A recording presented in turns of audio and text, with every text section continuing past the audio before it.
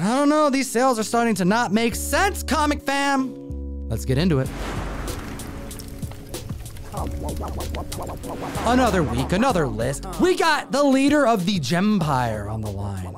Gem from Gem Mint Collectibles, also known as Comic Steve. How you doing? Back as Gem Mint, here for the runners-up. These are the 10 books that didn't have quite enough sales to make the Hot 10, but were worth that honorable mention. Just like number 10 on the list, everybody's picking up their Sandman 1s, their Sandman 8s.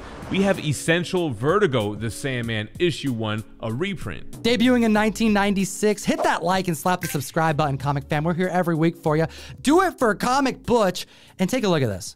9.8s. We've been telling you on the Hot 10 for weeks on end when it averages 1,000, when it averages 1,100, and the book has hit heights of 2K, that it's a good deal. It's a tough book to secure. And we have a 9.8 reprint that last sold for $203 back in 2019, hitting $395, an increase of 95%. This book is about to hit $400. Nearly half the cost of a first print. This doesn't make sense to me, Gem. Either one of two things are happening. The foundation, the Sandman floor is rising, and this reprint is actually indeed worth near $400. Or the first print is far undervalued. I see the way your mind's thinking, and I like it. It's also worth mentioning that the 9.6 of the reprint sold for $375 just as recent as June, so it almost seems like you might as well save up a little bit and grab the 9.8, or maybe even save up a little bit more and get the first print. Next at the list at number 9, we have Incredible Hulk, issue number 5, single-digit Hulk. There's been so much love for Bruce Banner, but also so much spec. I'm getting constant DMs about World War Hulk. It's coming, Tom. It's got to happen. Get your books. But you know what? We have a 2.0 that sold for $599. August 13th. We had a 6.0 that sold for $2,040 August 21st. And 2 weeks ago on the Hot 10, we reported on a 7.5 that sold for $4,080. It is also the first appearance of Tyrannus, who has ties to the Deviants, so there could be some Eternals connection there, but it's probably just more so that it's part of that first 6-issue Hulk saga. A CGC 0.5, the lowest grade you can get, sold for $150 back in 2017. It's up now 190%, selling for $435. Tyrannus is one letter away from being Tyrannus. At the list at number 8, we have Dragon Ball issue number 1, debuting in 1998. With manga becoming more and more popular here in the States, it makes sense that we see these comic book adaptations show up on the list. Collectors are going to want to collect. And before we get into the record-breaking sale, we have some other notable sales. A CGC 9.4 in August sold for $750. In July, a 9.6 sold for just $600, so there's some price correction that's going to happen there. And then in July, we had a CGC 9.8 sell for $1,300. This past week, this issue 1 of the 12-issue English adaptation of the 1985 series. That's also manga style. You read it in reverse. It reads from right to left. A 9.0 sold for $163 back in November. This past week, it hit $499, near $500. That's an increase of 206%. Similar to video game spec, members need to open up their spec list and start looking in areas that they haven't looked before. Manga adaptations are here to stay, and they're gonna keep spiking. We were talking about Pokemon just months ago. I like how you said that. You got to expand your collective mind. I've been dipping my toes into the manga pool, and I'm digging some of those comic adaptations. Moving on to number 7, another one of my favorites. We have Spawn, but issue 234. We're talking about the 1/25 ratio black and white variant. This is a Todd McFarlane variant that looks like he's channeling some Kirkham back in 2013. I'm getting some battle damage vibes. However, a 9.8, we don't see this coming to the market often. Back in 2019, it sold for $130. Last year, sold for $300. This year, for an increase of 120%, we have this past week a sale for $660. It does kind of look like the battle damage variant. There are still Spawn movie rumors brewing. Jamie Foxx just mentioned the movie recently. There's a lot of low print run Spawn issues that collectors love to grab up. There was actually Spawn 303 that made this list as well, but we only grabbed 10 out of the larger list, which you can find on Key Collector. Yo, Jem, what do you think about this variant? Dang, now that is the battle damage cover. This one actually had an increase of 65% this week. You can go see where that book landed on the larger list we source these comics from on the best comic app in existence. Key Collector Comics. Use code TOM101 to unlock a free 2-week subscription, but also support what we do and get access to a plethora of other record-breaking sales that we didn't get to today, but you gotta know them. You may have some of these books in your back issue bin. Next at the list, at number 6, Fantastic Four number 2. Not only is it the second appearance of Fantastic Four, but the first appearance of the Skrulls, who we've already seen in the MCU and we know are going to be a major part of Secret Invasion. A CGC 0.5 broke record. It sold for $538 back in 2018. It's now up 77%, selling for $950. An entry-level copy about to break $1,000. And when I say entry-level, I mean low grade. But let's take a look at the high grade. A 9.0, for example, selling for $13,800 this past June. Well, we look at last year's sale during the comic boom, and for the same book in the same grade, it sold for $19,200.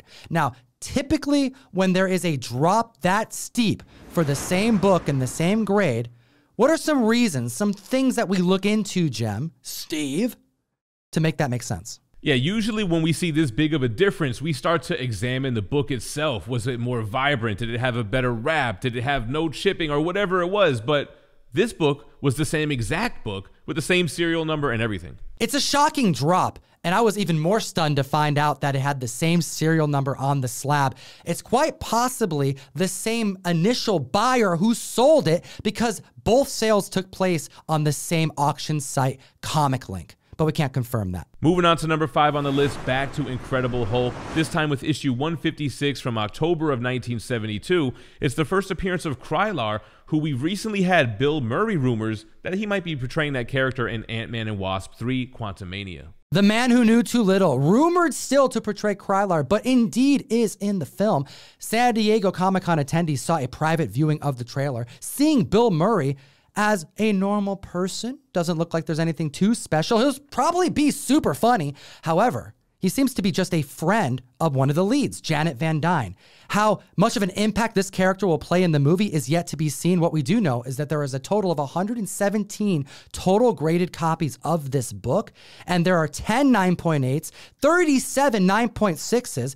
Actually, it's probably easier to talk about the books that are under a 9.0. There are only 25 graded copies graded below a 9.0. But we're here to talk about the CGC 9.8 that broke record. It sold for $1,102 back in 2009, up now 42%, selling for $1,560. Now moving on to the list at number 4, we have a major foreign key book that most people have never seen before, but when they find out it exists, they don't care if the inside is in another language. It's from Spain, and it's the first appearance of Death. However, Sandman goodness isn't the only reason why this book is wanted. It's an Adam Hughes cover. We have Monografico's Dollman issue number 16, debuting in 2004. I'm glad you did most of the heavy lifting on that because I am not familiar with this book, but I do see that we have a CGC 8.0 that broke record. It sold for $300 back in November, and it's up 167%, now selling for $800. Being part of the foreign collector groups on Facebook, this is a comic book that many people own. They've been collecting for quite a while. However, I think Adam Hughes collectors are now after it, Sandman collectors are now after it, and there's only one graded copy on the CGC census. It's sold only 2 times over the last year. And it's the same book. It's the 8.0 that sold this past week. If you own this comic, send it to CGC. Which will bring us to number 3 on the list, which is more my speed. We're talking Amazing Spider-Man 325 from November of 1989. Classic Todd McFarlane cover, Spider-Man holding the American flag, Red Skull in the background. I think every Amazing Spider-Man Todd McFarlane cover should be on the list at one time or the other. I've always loved this cover, Jem, but I need you to take a quick look at it and tell me, is there something wrong with Spider-Man's head? Yeah, I guess the head looks maybe a little large and bulbous. I always thought Todd McFarlane's Spider-Man was a little off proportion, and that's kind of what gave it its charm. I think Bagley really perfected that McFarlane Spider-Man. What do you think, comic fam? Did McFarlane elongate Peter Parker's head a bit? Did he get confused? Was he accidentally drawing the darkness of Red Skull's right eye? He definitely gave him something to smoke. I want to know your thoughts in the comment section on you to win this Omni-Man cover of Invincible #1. But enough of that. We're not here to criticize the Todd Father. We're here to talk about a record breaker. Newsstand 9.8 in 2020, selling for $325, up 177%. Now selling for $900. Hot damn, what a record breaker. Now, on the flip side of that, the direct market CGC 9.8 is down. It sold for $200 just on August 21st, which is about 52% down from its 2022 high of $420. There's a pun there somewhere. Maybe that's why Red Skull is smoking it. At the list at number 2, we have Tales to Astonish, issue 63, debuting in 1965. The first full appearance of the Leader, a Hulk villain. Another Hulk book that is spiking. I'm starting to see a trend, Jem. Yeah, I mean, he was teased at the end of the Incredible Hulk movie, which is canon in the MCU. She-Hulk is currently ongoing, and he's rumored to show up. I would be surprised if he didn't. Would definitely love to see the Leader back in the MCU. A CGC 9.2 broke record. It sold for $700 back in 2019. It's up 256%, selling for $2,495. High-grade copies of this book do not show up very often. In fact, the last higher-grade copy that came to the market was back in 2019, a 9.4 selling for a lonely $655. And as far as a 9.6 goes, we haven't seen that publicly sell in over a decade, back in 2009 for $1,013. If anything high-grade comes out to the market, we are going to see price correction. Before we get to number 1 on the list, you got to tell them about that Invincible one. That's right, Invincible #1, John Boy Myers wraparound cover featuring Mark busting through the enemy on the back, coming out glorious on the front, going out 1 per box in every member's mystery mail. Call ComicTom101.com to join the community. Give me an excuse to send you comics every single month. We made 4 versions of the cover going out at random, 1 per box. Now we have the #1 book on our runners-up list to discuss. Hit the like, slap the subscribe button. Comment down below. What do you think about this list? It'll enter you to win this 55K milestone giveaway of Omni-Man variant on Invincible #1. We have a Golden Age goodie, All-American Comics, issue number 61, the first appearance of Solomon Grundy. Not only are we due for Solomon Grundy to hit the big screen, but we need a Solomon Grundy statue. I mean, how is there not a Sideshow statue or XM Studio statue of this guy? Collectors are getting antsy for statues, Jem, just like they're getting antsy to have any opportunity to scoop this book up in any grade. It's super scarce, debuting in 1944. We have a 9.6 that came to market last year that I covered on the podcast, June 18th's Promise Collection sale that went for $138,000. That's a huge book. Not only a 9.6, but a pedigree. The next highest grade to sell publicly was a 7.5, which sold for $27,750 back in December of 2018. That's a screaming deal, especially when you consider the March 2022 sale of a 6.5 that sold for $28,771, more than the 7.5 that sold years ago.